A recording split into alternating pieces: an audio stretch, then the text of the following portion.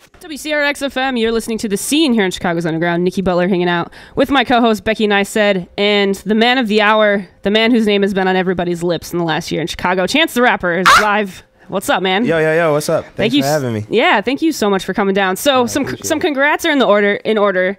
You had a nice spread in the Red Eye today. Yeah, no, it was super dope. Yeah, the Red Eye did like this really ill piece on my show on Friday today, and it came out, and it was awesome. Yeah. And then also the Ill Roots Radio Volume 1. Yeah. Ill Roots just dropped their first like radio like collective album.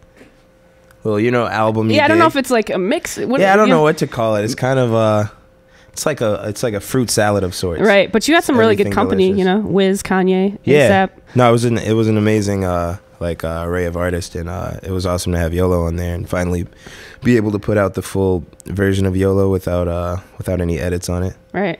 Man, I wish I could have found that edited version for a second. Everyone loves the family friendly. Hey, you know. So you dropped 10 Day in April. Yep. And it's sort of been like hold on to your pants the last exactly 6 or 7 months. So talk to us a little bit of how life's changed since you dropped 10 Day. Well, I mean,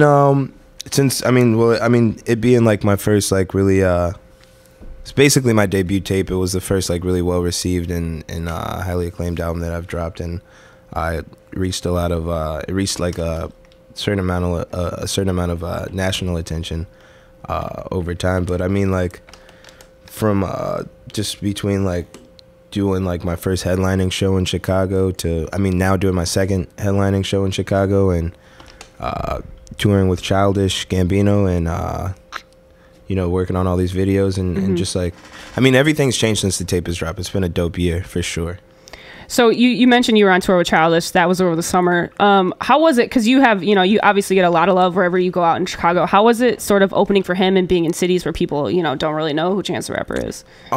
It was bittersweet. It was dope. It was super dope for sure, just because I had never gotten that experience of, like playing for a crowd where you have to kind of, in a sense, win them over. You know what I'm saying? Like I played shows in Chicago where it was like smaller crowds and people didn't really know me, but like I got to a certain comfort level where I was like, constantly playing shows with damn near the same audience, Right, like yeah. you know what I'm saying? It was different. It would be different shows, but it was a Chicago audience, and going to these cities where like, people are paying $30-$40 for a ticket, and they're they're buying a ticket for one specific artist, and then you come out and they're like, who is this guy? It's like it's kind of a weird situation, but like we learned to like, develop a set that would kind of introduce people to our music rather than just like being like a show where we're playing the hits. You know what I'm saying? So, I'm kind of curious. I read somewhere that you didn't know that Childish Gambino was a character on Community. Like, you knew the show. Was it kind of weird? Like, hey, aren't you on a TV show? Yeah, no, it's not like 100% like that. It was actually like I was listening to Childish when I was in high school, and I didn't know who dude was back then. Right. Just making connections. Yeah. Like, oh, that's so cool. Yeah, I just really liked his music, but I didn't know who he was. I got him on a mix CD, and then when I found out that I was touring with Childish, I still didn't really know too much about him, and I got on the road, and I kind of realized, I was like, okay, yeah, this is definitely Troy from Community, and he's awesome at rapping, so that's even better. And but like, yeah, I knew who he was in high school, but I didn't make the connection until we got on the road. That's cool. So we can like expect to see you in the next season of Community, maybe. Definitely. You should definitely expect to see me in the next one. What would you say? You seem like a pretty humble guy. You seem like you're taking all this attention in stride. But if you had to pick out a moment where you were like, oh my God, this is my favorite moment of the last year, could you pick out one or maybe two for us? I could just think of some really good moments for me so far. Let me think of a really good one. I know for a fact, like when we played LA, I had my first time playing LA ever this year, and I just remember like when we were leaving the show that night, there were some kids backstage that were not backstage but behind the show that were like yelling, like, you know what I'm saying, to me when we were packing up our stuff, because every night after the show, you have like load in before the show, and then you have like afterwards you put up all the gear and stuff, and it's kind of like after the show has died down and all the fans have left, and then there's usually like maybe like 4 stragglers, like random people that just stay after to like say hi to Childish or whatever. And there was one kid that was waiting behind forever, and he was just like, yo, like, I never heard your music before tonight, but you're like literally my favorite rapper now, and I, you know what I'm saying, it's just awesome to meet you. And I signed something for him, and it was like one of the first times like I had like done like, you know, the whole autograph thing. I have like really terrible handwriting, so I'm like just now starting to understand on your the John concept. Hancock. Yeah, of like signing somebody's phone or backpack or shirt or Right. What's the weirdest thing you signed on tour? the weirdest thing I've signed. No, all right, I got a better one. The weirdest thing I've It has to signed. be appropriate. Yeah. The weirdest thing I signed was someone's belly. I signed someone's belly very recently. And Oh it was, wow, yeah, that's what's up. it was soft. So it What was my penmanship looked even worse. I feel like it would be hard to sign like rock hard abs, you know. No, I sign my own abs all the time. It's very easy. It's when you have to sign other people's abs. Someone else's. A JK. So what would you say? What would you say over the last year, you know, or since you've gotten all this attention and stuff, what have you learned sort of as an artist, or what's the one thing you've taken, you know, sort of in stride, I guess, or maybe that you've learned about yourself and as an artist, Chance the Rapper, and, you know, just Chance. Something I've learned. Well, I mean, I've learned to kind of accept the musical thing as you know what I'm saying, more of my craft and less of a hobby. And I mean, I've always known that I wanted it to be a career thing, but I kind of got to a point where it was like I'd started like recognizing my music as like a hobby that I was selling, and that kind of like, you know what I'm saying, put some distance between me and my music, and kind of like made it hard for me to continue making music, just because I was kind of like seeing music as something that I did on the side before that I was selling, and I kind of had to come to the realization that it's like, you know what I'm saying, in essence, like my craft, and right. like and something that I do like not on the side. You know what I'm saying? And figuring that out has made everything a million times easier for me and the whole Save Money fam. Shouts out to Pat, the manager over here. Nice. Texting really fast over here. He's killing the game. Tweeting. Got the social media game on lock. Well, let's get into your music. Let's play a song. One of my favorites, Juke Juke, is the joint. Can you say anything? Tell us about it, or you know what? Yeah, for sure. Let me actually give a little bit of background on it. I want to shout out my boy Caleb James of Save Money, aka Caleb Jones. He's a super hot producer from Chicago, but he actually produced the Juke Juke joint for his solo album Ground Up, and gave me the beat down at South by Southwest this past year, and like it's just been history. But he's an awesome producer, and I just want to make sure that people know that Chicago sound comes from ja boy Caleb James, aka Caleb Jones. There we go. Juke Juke, Chance the Rapper on the scene.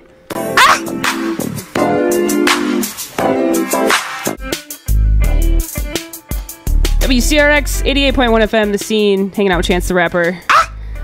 Juke Juke, right here on Chicago's Underground. So we want to talk about the new tape. Yeah. Because everyone's foaming at the mouth waiting for it. See. Yeah, the Acid Rap tape is it's the new tape I've been working on since I got done with Tende, and you know, I've just been in the studio working with a lot of dope artists and a lot of dope producers, and just like, you know what I'm saying, really like working on my sound and trying to figure out who I am as an artist, because Tende was my first joint, and you know what I'm saying, like, yeah, this is my second album, so you know what I'm saying, so it's like I don't know, everything that I'm doing is new to me, and it's just dope to be working on some new product and having new songs to listen to, you know? Yeah. So how is it different? Because when I listened to 10 Day, I was like, the one thing that really drew me to you is nothing sounds the same, and I feel like you can switch up your flow really, really well. You're really diverse. So I'm like, how is it going to be different? Oh yeah, I can really appreciate that. Just because I mean, that's kind of the thing that we went for on the tape is, you know what I'm saying, with it being my debut tape, I wanted to like stress as many different styles and sounds that I could, you know what I'm saying, that I could make and show like the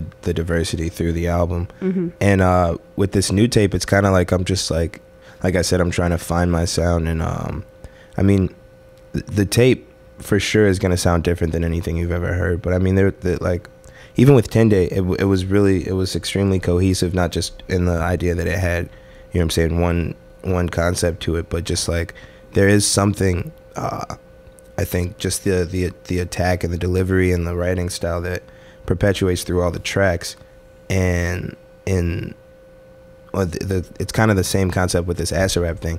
And the Acid Rap tape isn't really as conceptual as the first one is. I mean, it's the 10-day tape is obviously the 10-day tape because I got 10 days suspension from high school, and you know what you know what I'm saying, it's kind of like revolves around that one idea, and the whole idea of 2 weeks off and finding out who you are, and just like different people's relationships with school or any institution at that.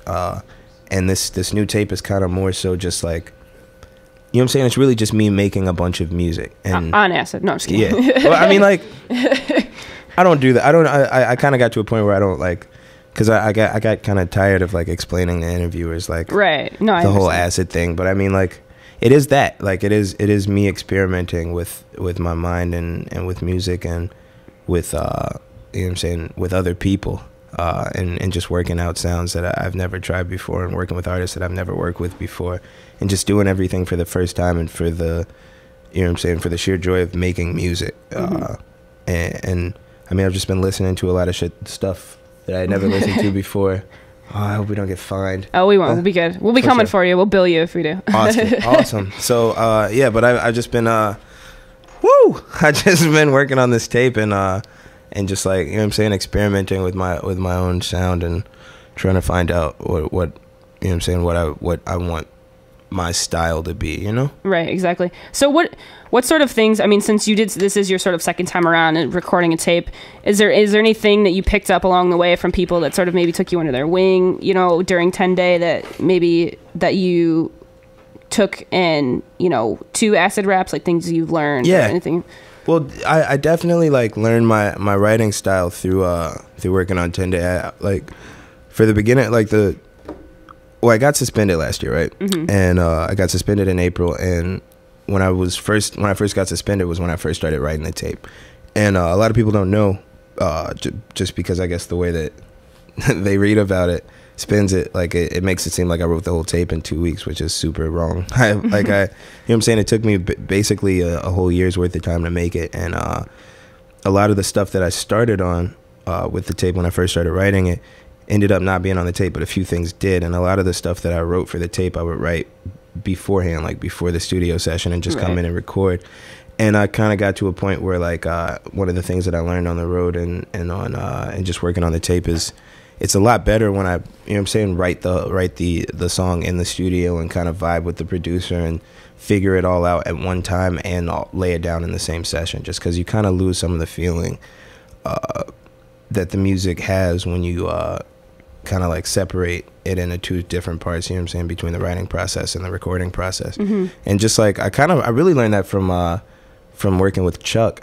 Chuck English is a really good friend of mine and a huge influence on me, and him and Mikey Rocks of the Cool Kids kind of like really helped me out a lot during the tape and so much since then. And I mean, Mikey's even playing the Metro show on Friday, but they you know what I'm saying, working with them and just being around them has taught me mad stuff about, you know what I'm saying, the music industry and the recording process and how to treat your fans and social networking and everything. You know what I'm saying? They're really good guys.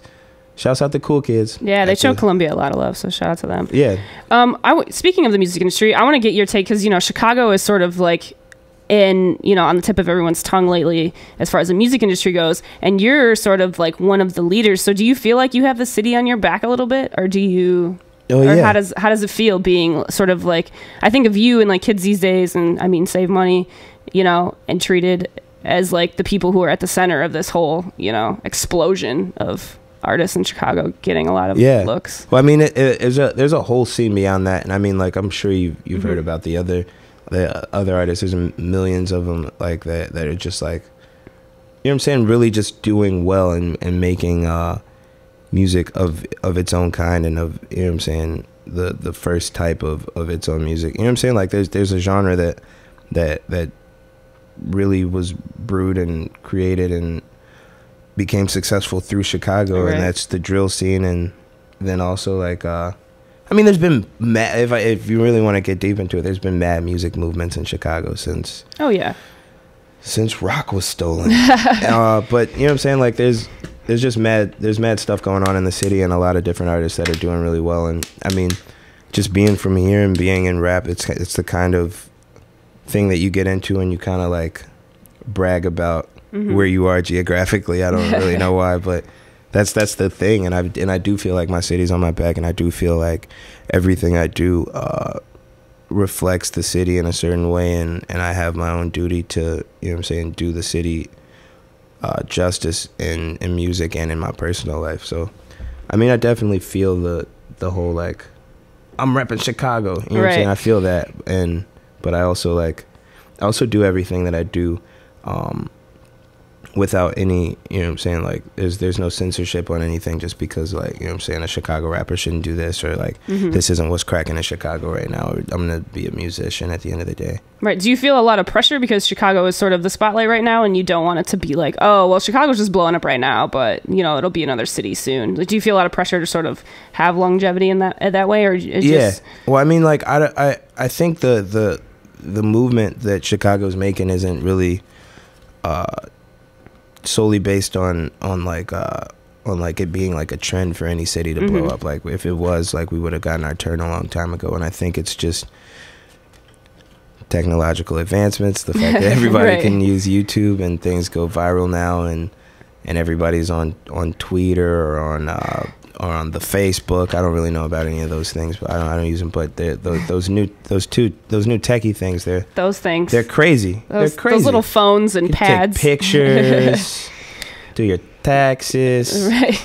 I'm getting off subject, but yeah, I mean, like, I'm sorry, I forgot the whole question. I'm over here tripping acid. I mean, no, let's talk about Acid Rap Live, because that's what you build the show as at the Metro on Friday. It's your second, big headlining show here in the city. The studio. He's tweaking out over here.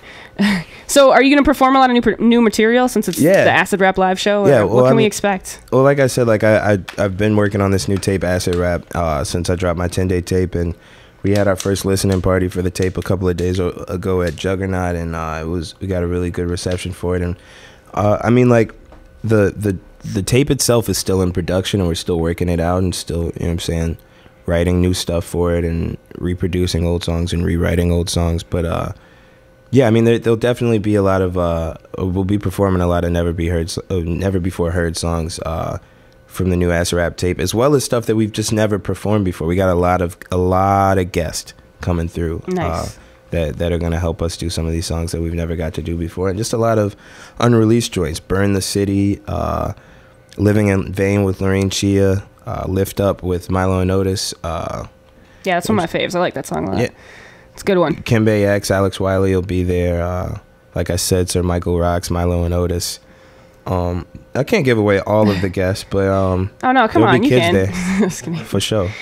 Well, if you're just tuning in, this is The Scene here in Chicago's Underground. We're sitting here with Chance the Rapper, talking about Acid Rap Live. I love that. How did you try a bunch of different sounds before? I didn't really, like, you know what I'm saying, research my options. I just kind of went with that one. I said it, and I was like, oh, there we go. Should have tried. Yeah, I always wondered. That was good. That was the other one we were gonna do. That should be on the second tape. Chance the Rapper. So, when we have artists come in and hang out with us, we like to play little games sometimes, and we're gonna play one with you. Let's get it. So you are Chance the Rapper. Yeah. We all know you as that. That's my name. But I have a couple of different options if you were to take, a different occupational route, maybe, and we'll see what you would be. So how about, since we're at Columbia College, Chance the Columbia College professor, what would you want to teach? Ooh, I would probably teach either anatomy or musical science. Musical science, I like that. Yeah. Cool. What about Chance the president? Who would be your running mate? Ooh, Hammer. Hammer. You know that scene in Head of State where he's like, it's like, we called everybody. No one wants to run with you. And he's like, did you call Hammer? And they were like, no, we did not call Hammer. He was like, well, then you didn't call everybody. Then you didn't. I thought maybe you were referring to his, AMA performance over the weekend with Psy. MC Hammer performed recently? Yeah. Cray. The Gangnam Style guy. He performed with him. You should totally look it up. I know exactly who you're talking about. Yeah, exactly. Okay, so Chance the Olympian. What type of athlete would you be if you were in the Summer Olympics this summer? Ooh. Well, I'm really, really good at basketball, so probably either Olympic basketball or Olympic shot put. Shot put.